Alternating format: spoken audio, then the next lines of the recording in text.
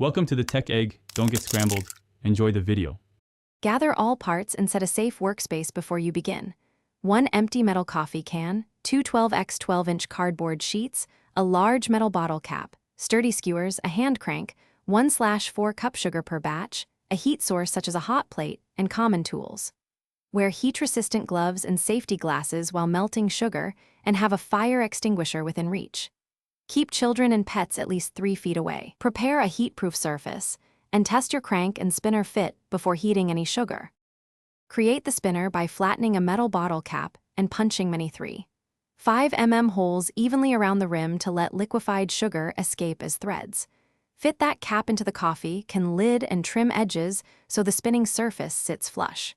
Cut a 3.5-inch center hole in 1 12x 12-inch cardboard sheet to receive the can, and stack 2 sheets for rigidity. Secure the hand crank to a skewer axle through the can base, so the spinner rotates freely and maintains a 1/8 to 1/4-inch clearance from the lid edge.